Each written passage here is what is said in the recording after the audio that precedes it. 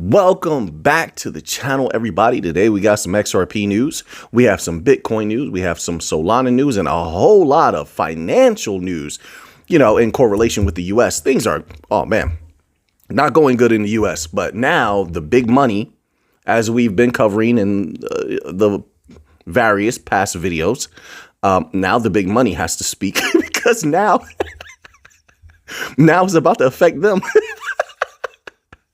Funny how that works, right? They don't care when the little people are suffering, so-called little people. But now that they're suffering, they have to say something. I love every second of it because they're in a panic mode. They haven't been pressed in a long time. I'm just saying, this is my humble opinion. I can only express how I truly feel, and I just find it hilarious that they're panicking because now it's going to hit them. But anyway, we'll get to that a little bit later. I'll let them tell you themselves. We're going to begin here with some XRP news. This article is titled, XRP Ledger surpasses 87 million ledger milestone, and it begins as such. The XRP Ledger has now completed more than 87 million ledgers. This achievement showcases the ledger's strong existence and its growing dominance in the blockchain world. The term ledgers in this context mean the unchangeable records of transactions and account balances kept by a distributed network of nodes on the XRPL.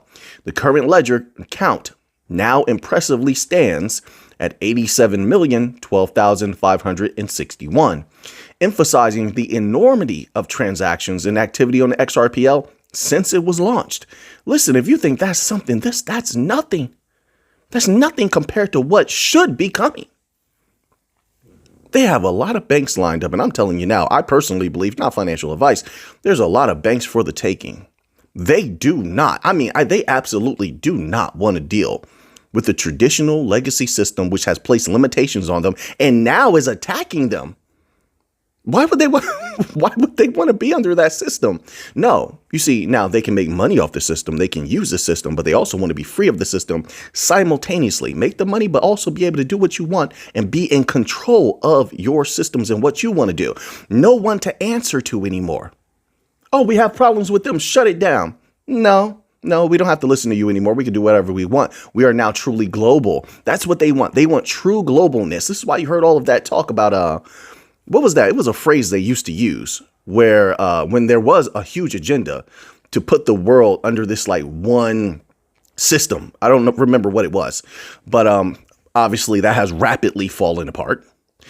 But the institutions, that mindset has not changed. The institutions still want global access because that's where all the money is. That's where all the resources are. And let's be real. Money and resources just mean security. They want that. They want that security. They want that power. And they just can't get it with that legacy system. Not without jumping through a bunch of hoops, right? And they don't want that any longer, right? So they don't want to be a part of systems like FedNow. They don't want to be a part of systems like Swift.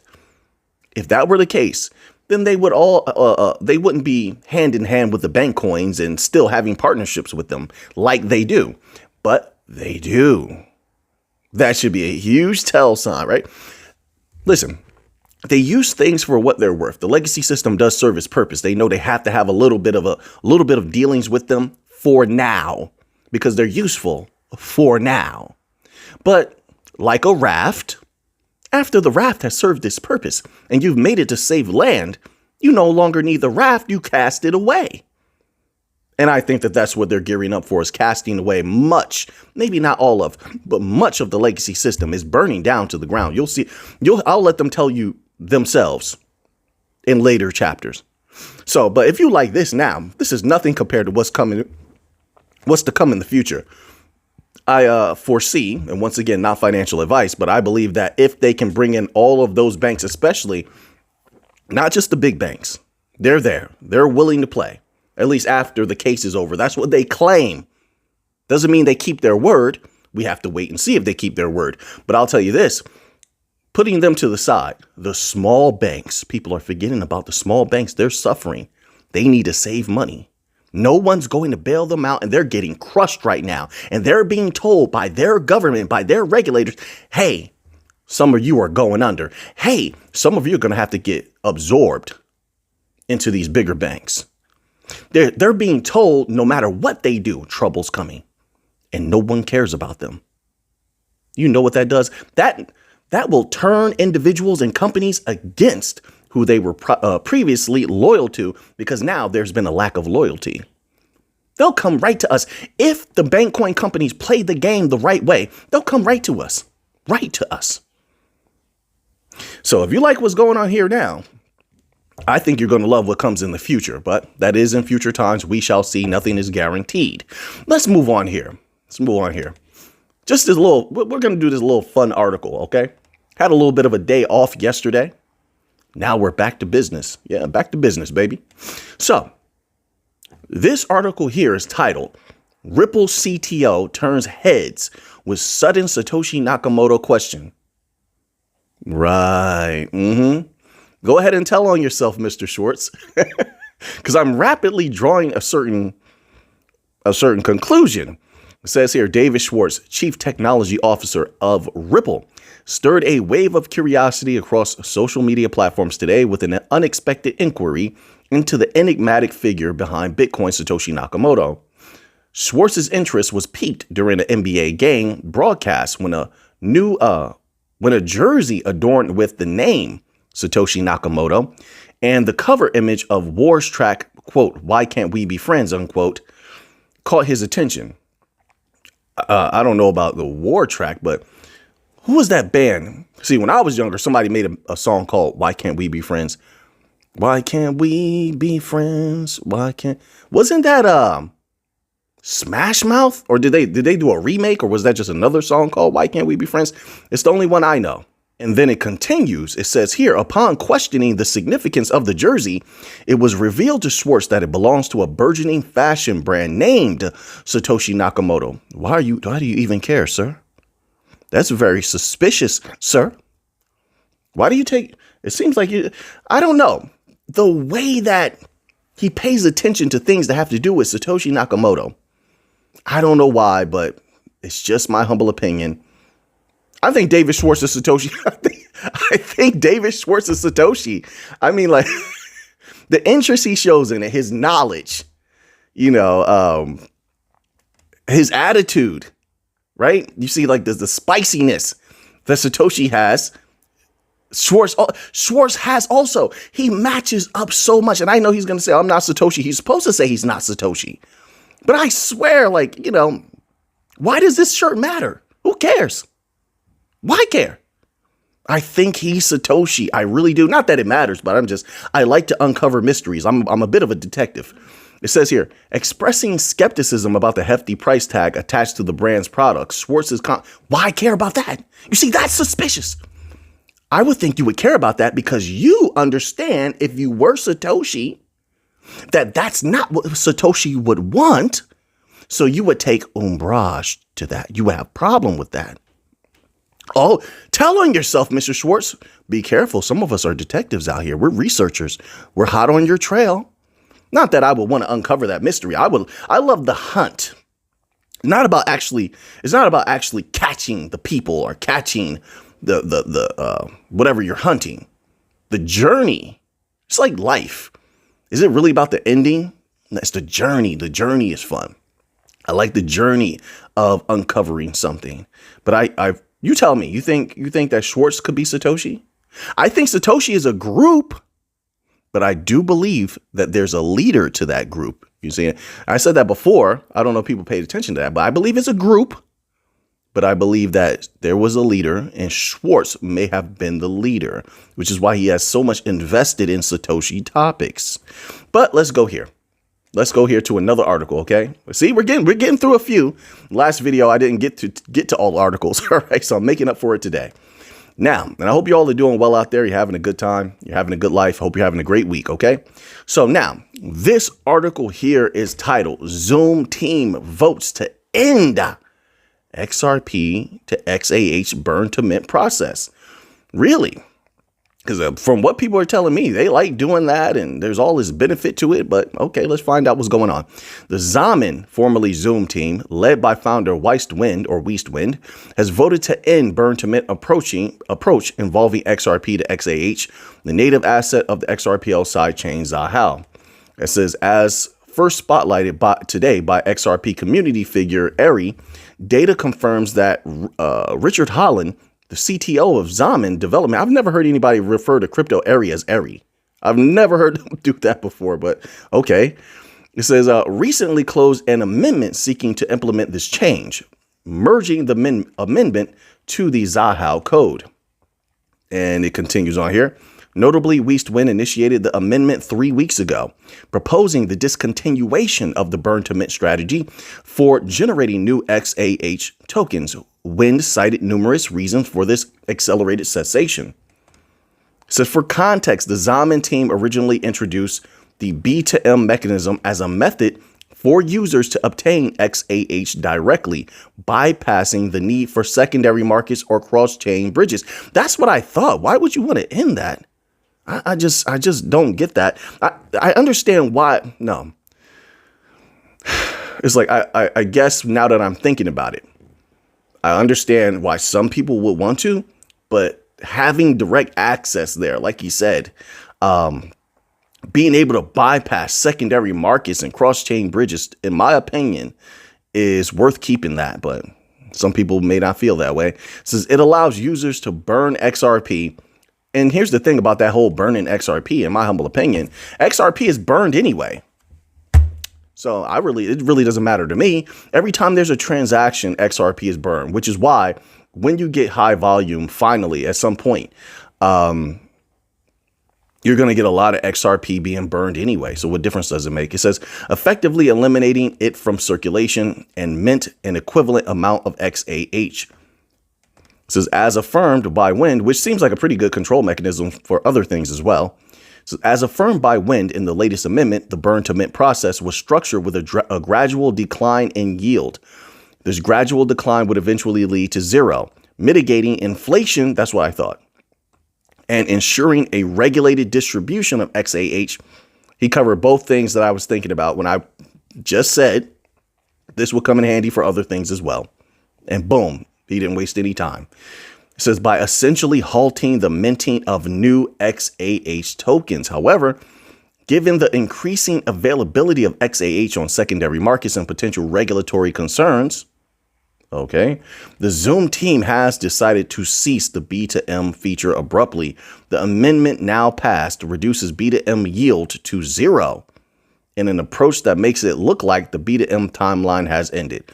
All right, so there you have it, folks. I know there's a lot of apparently there's a lot of XAH supporters on the channel, so there's some news for you. Okay, so let's move on here.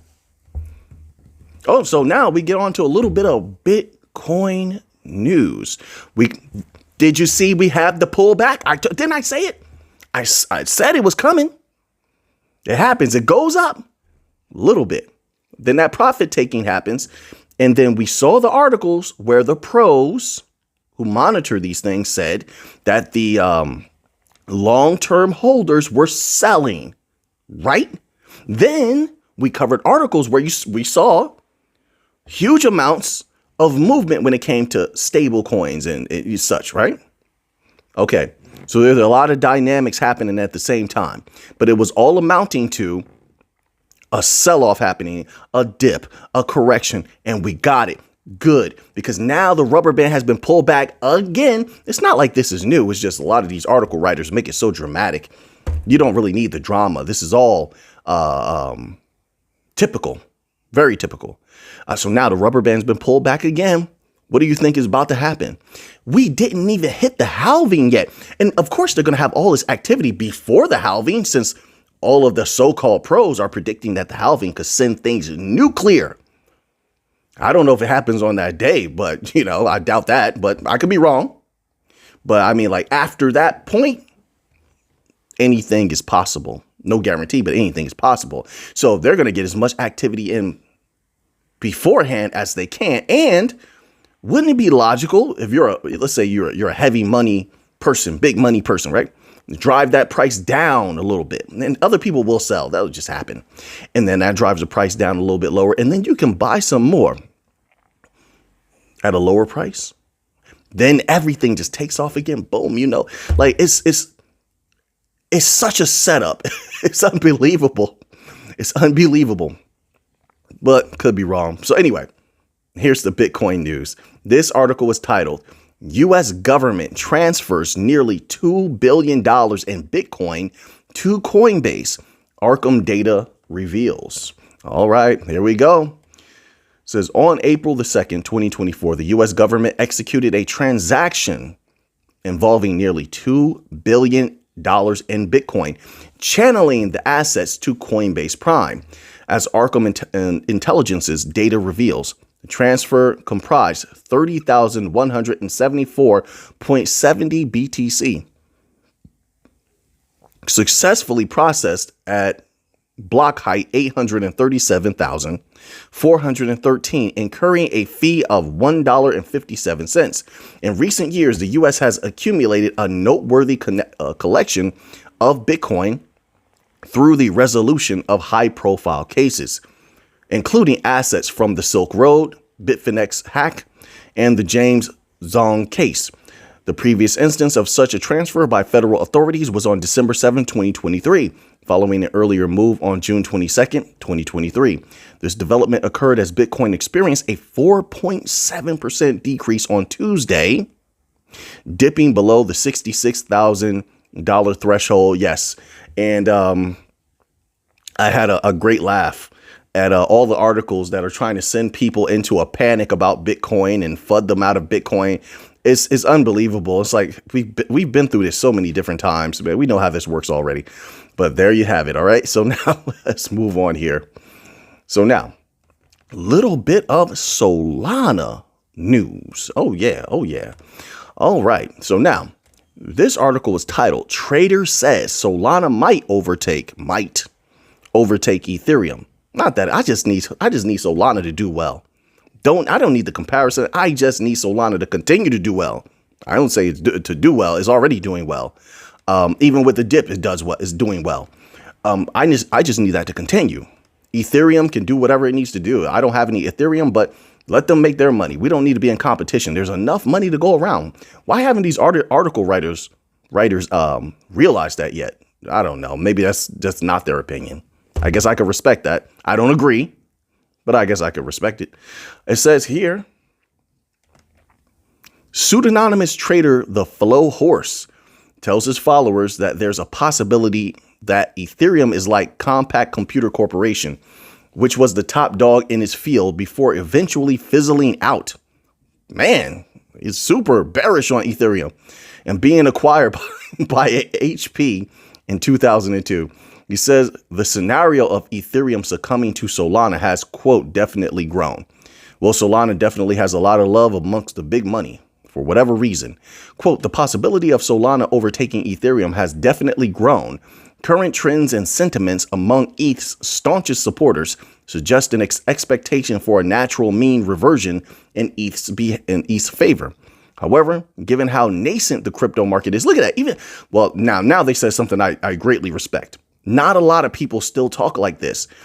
We are still in the nascent phase of crypto. The beginning. This is why I said, no matter how much people say, well, I've held crypto for so many years, it doesn't negate the truth, the reality that we're still at the beginning. The big institutions just got here. The big money just got here. If you like what happened before, I think the future is going to be much, much brighter because they're going to pour that money in here because they want to make money. It takes money to make money, just the way that it is. And with that, they will bring all the retail you didn't see before. We haven't even gotten to that point yet. And if we do get to that point, it's going to be a brilliant time because they will unleash the flood. When the bulk of the people are told that something's okay by the legacy system, typically they listen. Unfortunately, I don't agree with that behavior, but that's how it is. So, yeah, nascent crypto market. That's where we are. It's premature to declare any platform the definitive leader. Much like Compaq in the early days of personal computing, ETH might currently enjoy prominence, but this doesn't guarantee its permanent dominance. Speaking of Solana, the Flow Horse is also watching the explosive meme coin ecosystem on Ethereum Rivals Network, which has driven a massive surge in volume on Solana-based decentralized exchanges. It says here, I clicked the wrong thing, and then the whole page just went haywire. Where the heck did we leave off? What happened? Okay. I found my spot. It says the trader warns not to discount cat in a dog's world. What? Oh, no. Now he's going into meme coins. We're not going to cover that here. If you dabble in meme coins on your own, that's one thing, but I'm not going to be covering that stuff here on this channel. Nope. All right. So there you have it. So Solana, this trader is bullish on Solana, and so am I. All right. That's the point. So now let's move on to another article here. So now this article is titled Solana Whales on the Move. Will it push Sol's price to $200?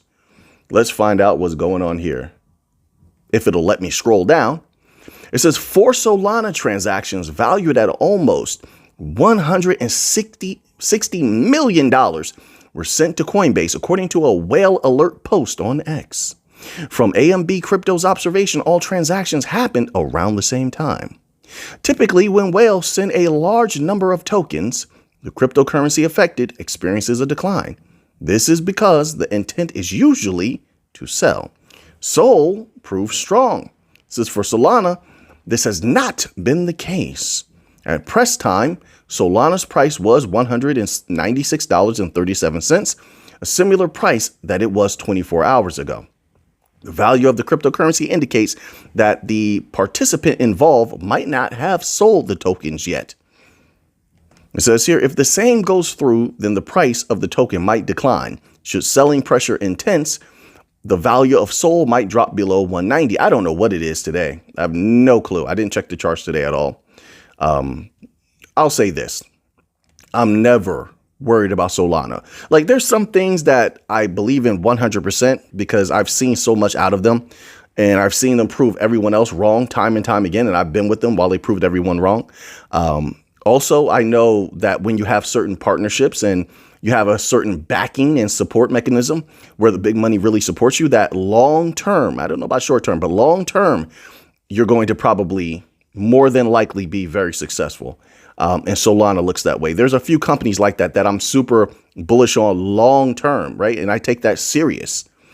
Solana is one of them. Chainlink is another one. XRP, Ripple, Stellar, XLM. Algorand, Quant, companies like that, Hedera, companies like that, I'm super bullish on long term. That's just me. I'm not telling you for you to feel that way as well. No, make up your own mind. As long as I'm living and breathing, I want people to choose for themselves and make up their own minds, no matter what it is, not just in crypto. I think it's very dangerous for people to let others guide them. You know, we share information, we have conversations. If there's something I can learn from you, cool. Something you can learn from me, that's great also. But in the end, I think it's best for everyone to always make their own decisions. It's just how I feel. I know a lot of people disagree with that. I know they definitely let me hear about it. They definitely let me know. All right. Let me tell you something. When people disagree with me, they light that comment section up. All right. And I see it. All right. I respect it. All right. I respect. But hey, listen, to each his own. So now let's move on here. All right. So now what do we have here? Oh, boy. Now we get to this legacy system news. Hey, listen, every little bit that they go down, the new financial system goes up a little bit more. This is going to be big trouble. I told you before, there's a battle happening in the legacy system. They're not all on one page. Not at all. Some of these vehicles that have been around for a while, let's say like BlackRock, Vanguard, they've been around for a while. But the old money has been around longer. And the old money hasn't always agreed with the utilization of things like BlackRock, Vanguard, with the people who run it. There's different factions, and it's like a game to them. They like to battle. You're probably like, Mick, just read the article. What is it about?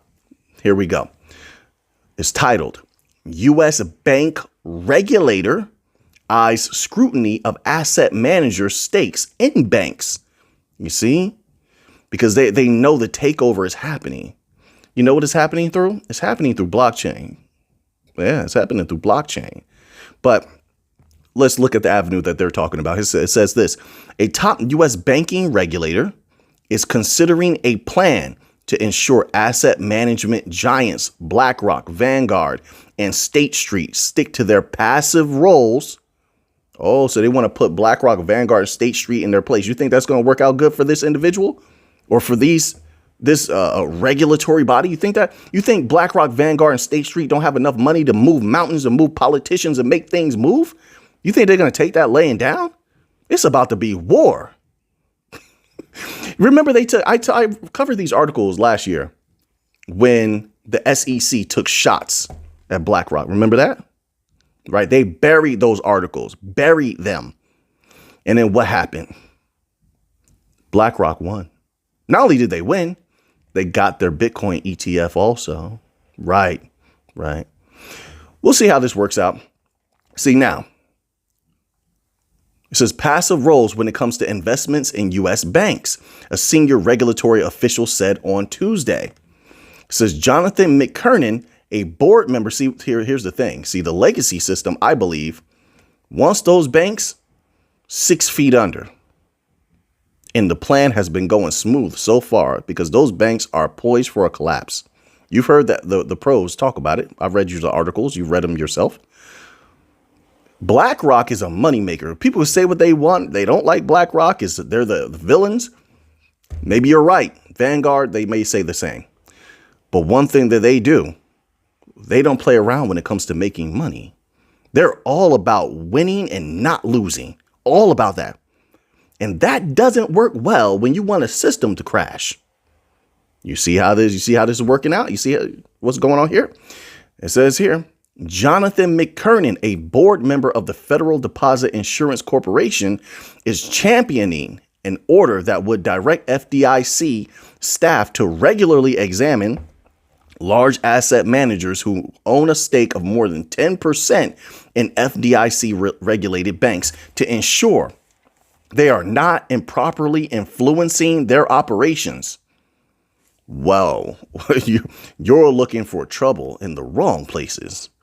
I believe that you're about to find them improperly influencing people around you in your own organization. That's what I think. They don't play games. This is McKernan. I could be completely wrong, folks. Hey, just my humble thoughts.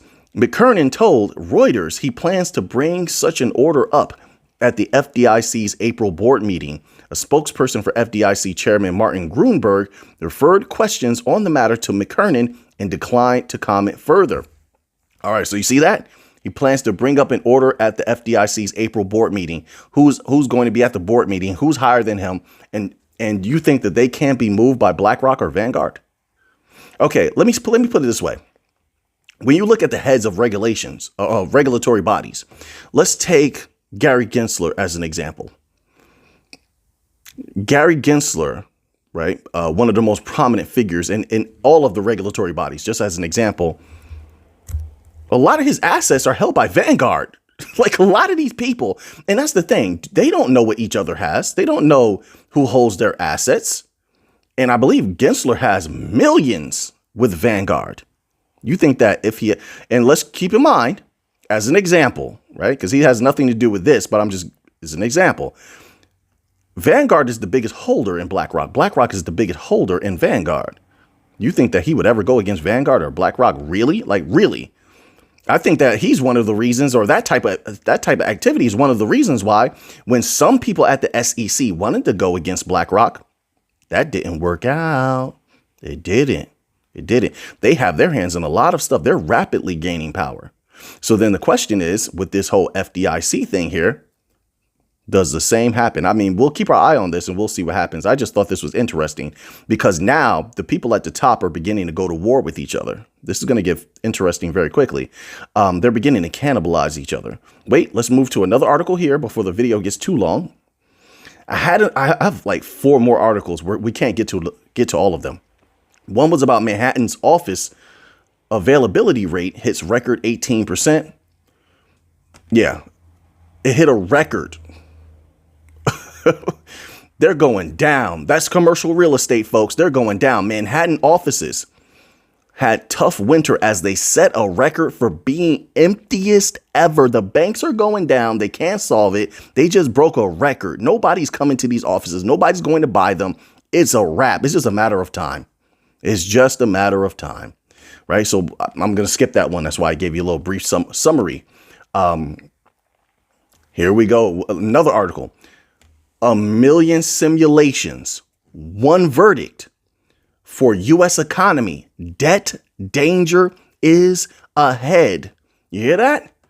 This is from, okay, so some people write off others who say this, and, you know, I've been saying it for a long time. I believe a lot of people have heard me and have heeded this warning to protect themselves and do what you want, but I believe that everyone should protect themselves and their value. This is from Bloomberg Economics. It says Bloomberg Economics ran 1 million forecast simulations. They're getting serious now because they know what's coming. And although most normal people, not all, because you're special, you understand, but I see the other side also. Most people don't understand this. They don't want to accept that the U.S. is in trouble. I would love to say the U.S. is doing great. We're all doing wonderful. This is going to be a bright future. I would love to say that, and I would if it was true. But if I'm going to be any kind of truth teller, and let me tell you something, with this breath that I take every day, I'm going to try my best to be as honest as I can when I open my mouth. But if I'm going to do that, I got to let it be known, like, hey, no, things aren't good. So now it's to the point where they have to address it. And they ran 1 million forecast simulations to be sure. Holy smokes. It says 1 million forecast simulations on the U.S. debt outlook. 88% of them show borrowing is on an unsustainable path. You know, when Bloomberg has to tell you something, you know it's serious business. So these people don't talk about this kind of stuff unless it's serious. Bloomberg Economics spoke about it. Larry Fink spoke about it. Jamie Dimon spoke about it. Janet Yellen is speaking about it. Jerome Powell, you know that this guy doesn't like to really talk about things seriously and openly almost at all. So when he speaks about something, yeah, it's serious business.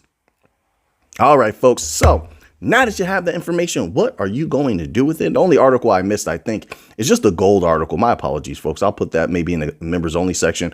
Oh, and then we had another article here. I'll keep that also for the members only section. So now that you have that information, what are you going to do with it? I know what I'm going to do with it. So until next time, everybody, let's get to the money.